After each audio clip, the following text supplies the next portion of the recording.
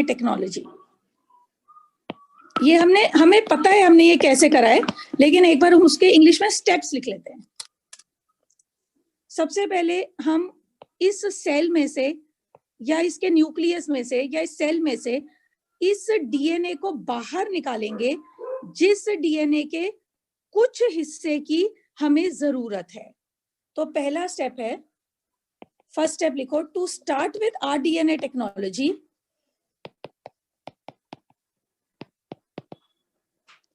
To start with our DNA technology, DNA needs to be free. DNA जिसको मैंने बाहर निकालना है, ये DNA, ये वाला DNA जिसको मैंने बाहर निकाला है, जिसको मैंने मल्टीप्लाई और ग्रो करवाना है, उस DNA के आसपास जितने भी मॉलिक्यूल्स चिपके हुए हैं, DNA को उनसे फ्री करना है। To start with our DNA technology, DNA needs to be free from macromolecules,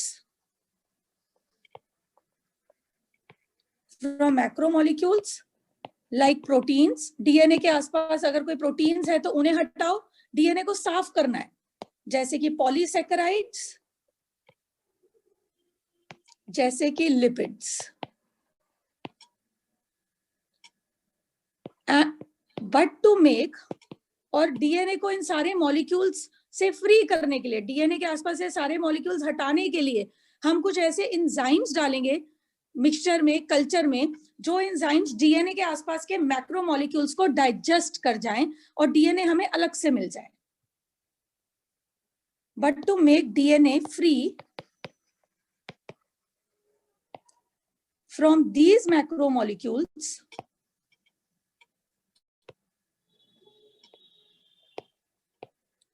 enzymes are added. हम ऐसे एंजाइम्स ऐड करेंगे जो मैक्रोमोलिक्यूल्स को डाइजेस्ट कर देते हैं। Enzymes are added. एग्जाम्पल, कौन से एंजाइम्स डाल सकते हैं हम? Lysozymes, cellulase enzymes, chitinase enzymes, etcetera.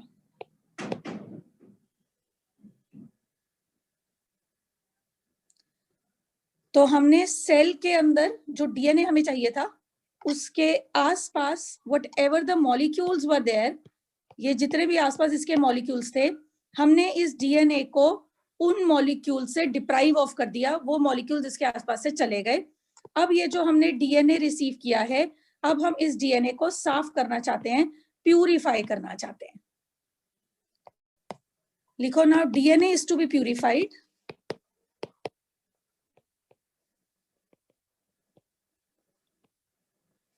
अब इस डीएनए को और साफ करने के लिए, क्योंकि इसके हमने एक पोर्शन को या पूरे डीएनए को मल्टीप्लाई करवाना है, so it is added to chilled ethanol. ठंडी इथेनॉल के अंदर हम इस डीएनए को ऐड करते हैं ताकि ये डीएनए फर्दर प्यूरिफाई हो जाए। और इसके अंदर डालने का पर्पस क्या होता है? And DNA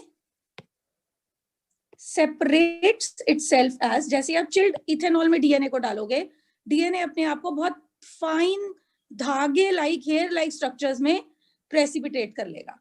and DNA separates itself as a precipitate of fine threads, यानी कि DNA actually will precipitate as fine threads. Fine threads का डीएनए का एक प्रेसिपिटेट नीचे सेटल डाउन होना शुरू हो जाएगा। अब हमारे को साफ सुथरे और अच्छे डीएनए का पीस मिल गया। अब इसको मुझे मल्टीप्लाई करना है, इस डीएनए के पीस को या डीएनए के अंदर के एक पर्टिकुलर एरिया को। तो या तो मैं रिस्ट्रिक्शन एंजाइम्स डालकर इस पर्टिकुलर एरिया को बाहर निकालूंगी और उसके बाद इसको प्लाज्मिड में ऐड करके ग्रो करवाऊंगी, या इसी डीएनए के इतने हिस्से को अलग करके इतने हिस्से के सामने इसको रेप्लिकेट करवाऊंगी, जैसे डीएनए असली में रेप्लिकेट करता है। अब हम स्टेप सेकंड करेंगे, जिसमें डीएनए के, इस डीएनए के साथ हम रिस्ट्रिक्शन एंजाइम्स को ऐड करेंगे ताकि रिस्ट्रिक्शन एंजाइम्स इस डीएनए को फ्रेगमेंट करें। अब स्टेप 2, टू कट डीएनए, अब दूसरा स्टेप है कि इस डीएनए को कट करना, to cut DNA using restriction enzymes, restriction enzymes use करके इस डीएनए को कट करना। और अगर मैं ये देखना चाहती हूं कि हमारे रिस्ट्रिक्शन एंजाइम्स ने कहां तक काम किया है, कितना काम किया है, क्या डीएनए के फ्रेगमेंट्स कितने कितने साइज के ऑब्टेन हुए हैं, तो उसके लिए सारे मिक्सचर में हम लोग इथिडियम ब्रोमाइड डालते हैं, जो एक फ्लोरेसेंट डाई है, एक कलर है जो डीएनए के उन फ्रेगमेंट्स को स्टेन करता है, और हमें डीएनए के फ्रेगमेंट्स की पोजीशन पता चलती है कि कितने टुकड़े डीएनए के बन चुके हैं, यानी कि रिस्ट्रिक्शन एंजाइम ने कितना काम कर लिया है और कितना नहीं किया है। टू चेक द प्रोग्रेस, लिखिए to check the progress of restriction enzymes, ethidium bromide is used. Actually पता है इस स्टेप के अंदर हमें करना क्या होता है कि डीएनए की रेप्लिकेशन को रोकना होता है, इसीलिए हम उनको रिस्ट्रिक्शन एंजाइम्स भी डालते हैं और डीएनए की रेप्लिकेशन को थोड़ा अरेस्ट करते हैं। The progress of restriction enzymes, ethidium bromide is used, which is fluorescent dye that stains DNA.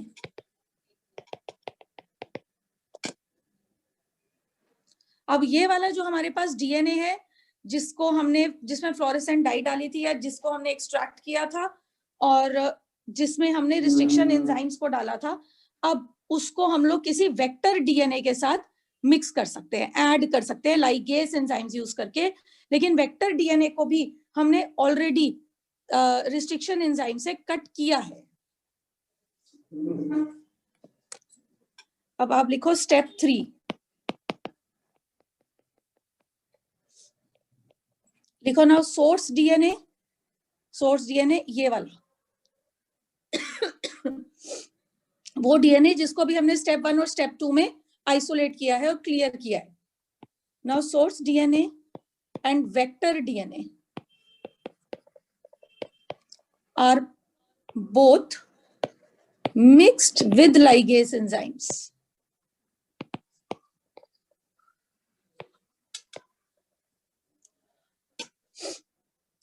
which results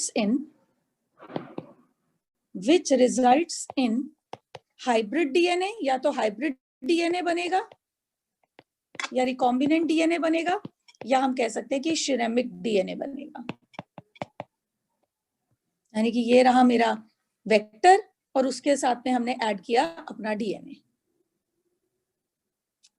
लेकिन अगर मैं अपने इस डीएनए को बाहर निकाल रही हूं सेल से और डीएनए के एक पर्टिकुलर टुकड़े को, एक पर्टिकुलर फ्रेगमेंट को इंक्रीज करना चाहती हूं, तो मैं डीएनए, सपोज ये एक फ्रेगमेंट नहीं है, ये हमारे पास डबल स्ट्रैंडेड डीएनए है, और मैं इतने पर्टिकुलर हिस्से ऑफ डीएनए को रिपीट करवाना चाहती हूँ, रेप्लिकेट करवाना चाहती हूँ लेबोरेटरी में, not the entire length of DNA but the only required part of DNA, जिसके अंदर वो जीन्स हैं जो मुझे चाहिए।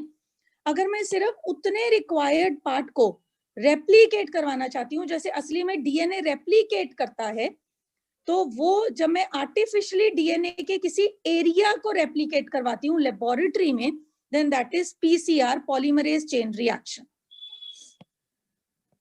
अब हम शुरू करते हैं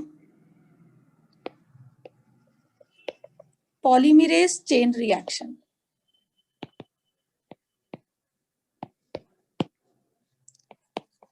जिसको इन्वेंट किया था कैरे मॉलिस ने 1985 में। इन्होंने लेबोरेटरी कंडीशंस में डीएनए को रेप्लिकेट करवाया था। It is DNA replication, it is DNA replication in vitro, it is in laboratory conditions में for selective amplification, amplification मतलब growth, multiplication, selective मतलब DNA के किसी किसी एरिया की growth, for selective amplification of specific region of DNA molecules. for specific region of DNA molecules. DNA molecules के particular area के लिए हमारे पास ओरिजिनल डीएनए है, और ओरिजिनल डीएनए के दोनों स्ट्रैंड्स को पहले हमने लेबोरेटरी में अलग अलग करना है, और एक डीएनए के स्ट्रैंड्स को हम अलग कर सकते हैं, डबल स्ट्रैंडेड डीएनए को हम सिंगल स्ट्रैंडेड कर सकते हैं डीनेचुरेशन की टेक्निक से, उसको हाई टेम्परेचर पर लाकर। फिर जब डीएनए के दोनों स्ट्रैंड्स, वो स्ट्रैंड्स जिनके अंदर वो जीन्स हैं जिन जीन्स को हमें ग्रो करने की जरूरत है, उन दोनों स्ट्रैंड्स के 3 एंड पर हम लोग एक प्राइमर को इंट्रोड्यूस करेंगे, जिसको आप यहाँ पर येलोइश मस्टर्ड कलर में देख रहे हो। तो हम वहां पर प्राइमर्स को इंट्रोड्यूस करेंगे। प्राइमर्स वो होते हैं जो स्टार्टिंग स्टेप होते हैं, जिन पर न्यूक्लियोटाइड्स ऐड होते जाते हैं, और ये बनता है नया स्ट्रैंड पुराने के सामने। ये सारी चीजें हो रही होती हैं लेबोरेटरी कंडीशंस पर। सबसे पहले ये एनीलिंग है, यानी कि हम लोग एनीलिंग में पुराने वाले स्ट्रैंड्स के सामने एक पर्टिकुलर साइट पर प्राइमर्स को इंट्रोड्यूस करते हैं। फिर उन प्राइमर्स की हेल्प से जो डीएनए पॉलीमरेज एंजाइम है, हम उनको इंट्रोड्यूस करते हैं, और ये डीएनए पॉलीमरेज एंजाइम्स फिर पुराने स्ट्रैंड्स के सामने नया स्ट्रैंड बनाते हैं। एनीलिंग के बाद यानी कि होती है एक्सटेंशन, जहां पर प्राइमर्स के आगे कंटिन्यू करके डीएनए पॉलीमरेज एंजाइम्स एक नया स्ट्रैंड बनाते जाते हैं, और पहली साइकिल पीसीआर की खत्म होती है, फिर दूसरी साइकिल स्टार्ट होती है। यहाँ पर टेम्परेचर हाई होता है, प्राइमर्स को ऐड करते हुए भी टेम्परेचर हम थोड़ा लो कर देते हैं। जब दो स्ट्रैंड्स को अलग अलग करते हैं तो टेम्परेचर अराउंड 90 डिग्रीज होता है। जब प्राइमर्स ऐड होते हैं तो टेम्परेचर अराउंड 60 डिग्रीज होता है। लेकिन जब उन प्राइमर्स पे नया स्ट्रैंड बन रहा होता है, पुराने के सामने, तो टेम्परेचर फिर से हाई करा जाता है 70 to 80 डिग्रीज। और हाई टेम्परेचर पर डीएनए पॉलीमरेज काम करता है, क्योंकि इस डीएनए पॉलीमरेज को, इस टेक डीएनए पॉलीमरेज को हमने ऐसे बैक्टीरिया से निकाला होता है जो बैक्टीरिया हीट को टॉलरेट कर सकता है। वहां से हमने ये डीएनए पॉलीमरेज एंजाइम एक्सट्रैक्ट किया होता है, जो लेबोरेटरी कंडीशंस में प्राइमर के साथ साथ नए न्यूक्लियोटाइड्स को ऐड करता है और पुराने के सामने नया स्ट्रैंड बनाता है। ये पूरी स्टोरी है। एक सेकंड में इसका आप अगर लेना चाहते हैं तो प्लीज इसका स्क्रीनशॉट ले लीजिए if you want to take. Okay, अब हम चलते हैं अपनी एक्सप्लेनेशन में। इसका स्क्रीनशॉट ले लो, दिस इज बेटर। अब हम बात कर रहे हैं पीसीआर में स्टेप 1।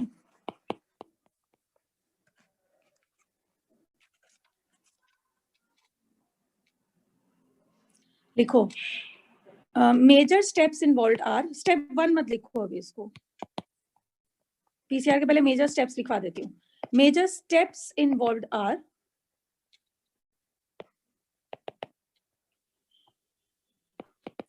पहला डीनेचुरेशन, टेम्परेचर को बढ़ाना और डीएनए के स्ट्रैंड्स को अलग अलग करना।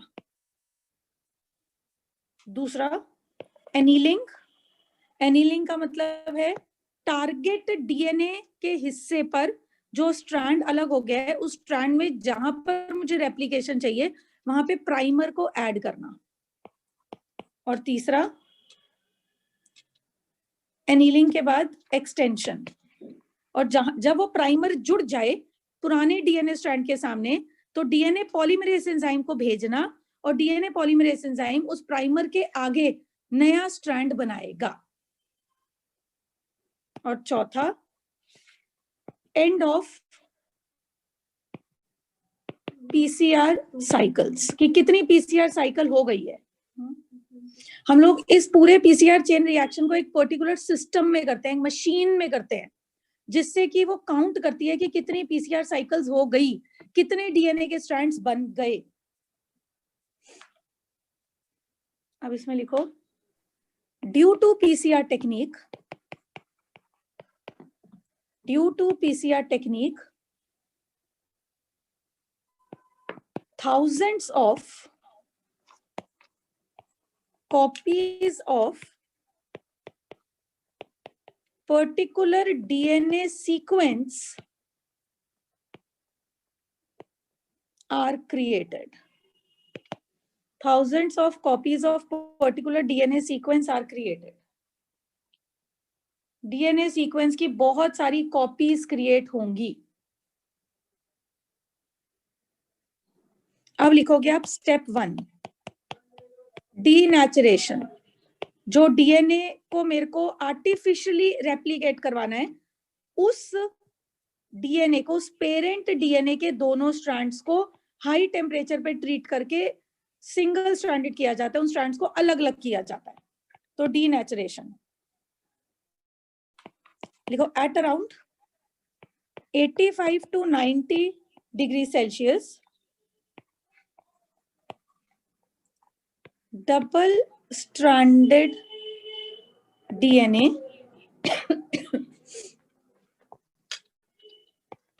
is broken down into single strands. Is broken down into single strands.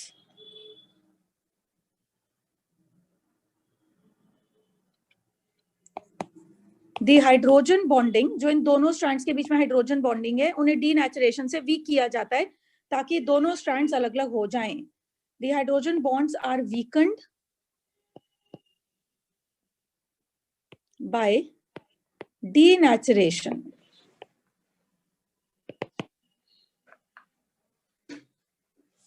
ये भी लिख सकते हो, the hydrogen bonds between two strands are वीकन्ड.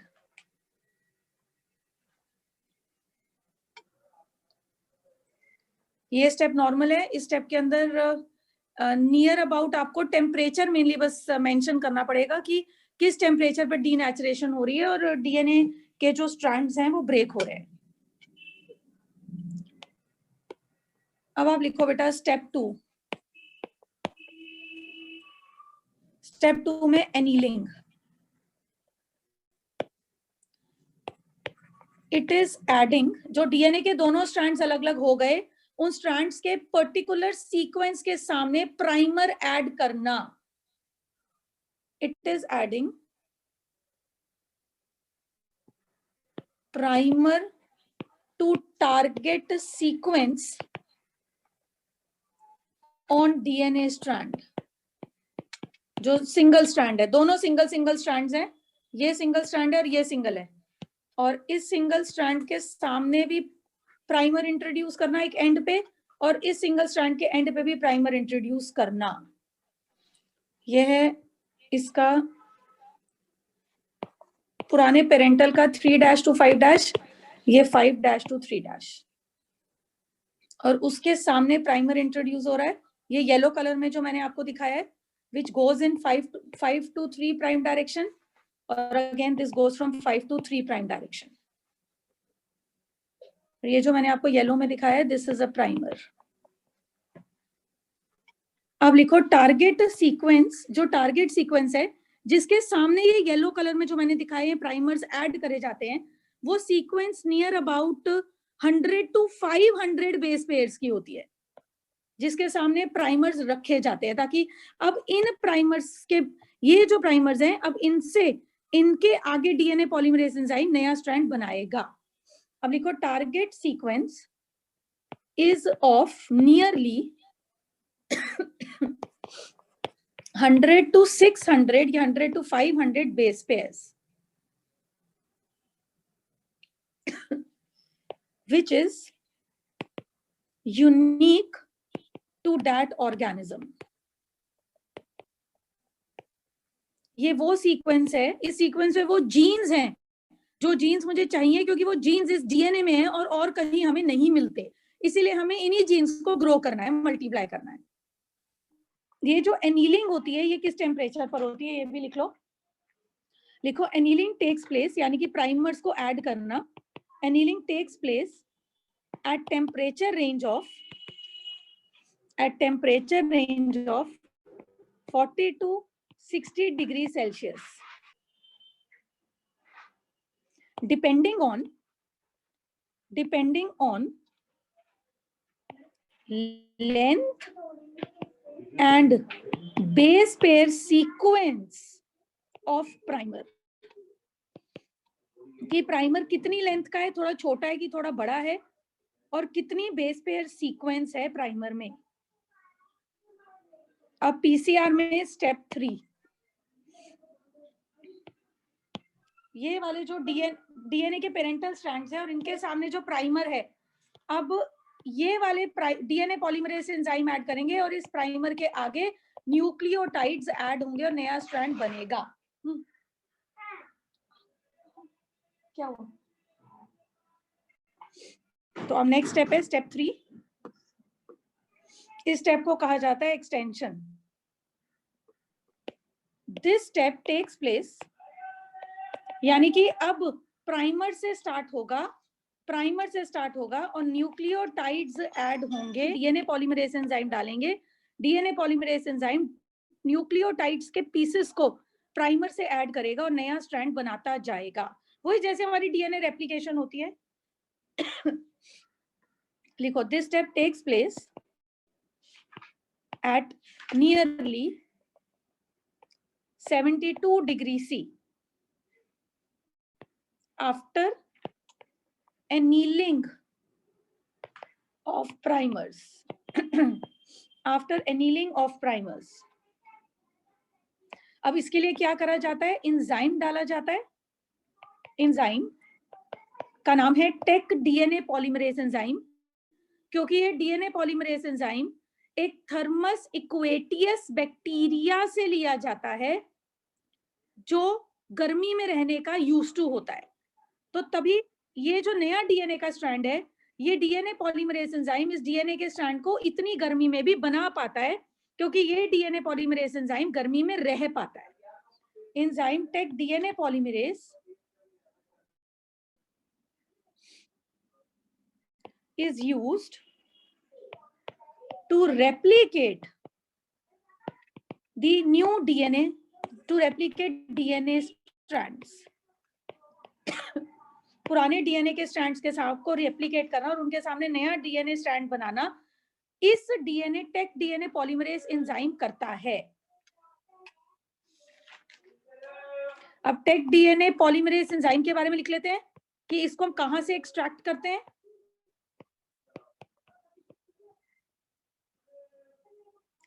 लिखो, it is isolated from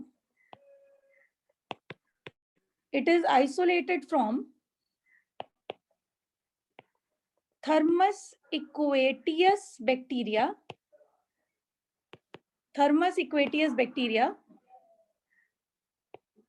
which can tolerate, और ये बैक्टीरिया हमेशा हाई टेम्परेचर्स को टॉलरेट करता है, which can tolerate high temperatures. ये enzyme Taq polymerase enzyme high temperatures पर भी एक्टिव होता है। तो अब फाइनली थर्ड स्टेप के बाद क्या हुआ है? इसमें ये एक और लाइन लिखो कि एक्सटेंशन कहां से शुरू होती है, यानी कि नया डीएनए स्ट्रैंड कहां से बनना शुरू होता है।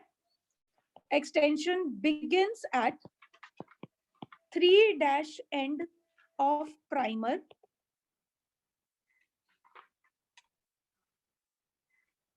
of both parental single strands. तो मैंने आपको डायग्राम में बताया है। और ये जो डीएनए पॉलीमरेज एंजाइम है, Taq DNA polymerase enzyme synthesize करता है नए स्ट्रैंड को प्राइमर से शुरू करके, synthesizes new strands in 5' to 3' direction. सारा कुछ वही है जो नॉर्मल रेप्लिकेशन में होता है, और ये सारा का सारा डीएनए को रेप्लिकेट करवाना, डीएनए के एक पर्टिकुलर हिस्से को रेप्लिकेट करवाना लेबोरेटरी कंडीशंस में, ये सारा पीसीआर का काम करवाना, इस सारे काम को करवाया जाता है थर्मल साइक्लर मशीन में। अब एंड में लिखिए finally, PCR process takes place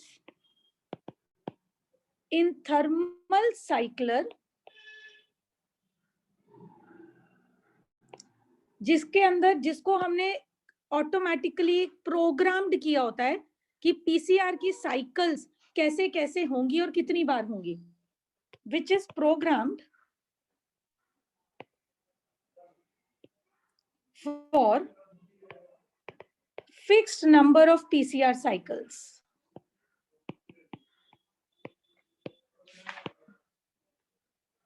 after some PCR cycles, इन साइकिल्स को हम बार बार रिपीट करेंगे, एंड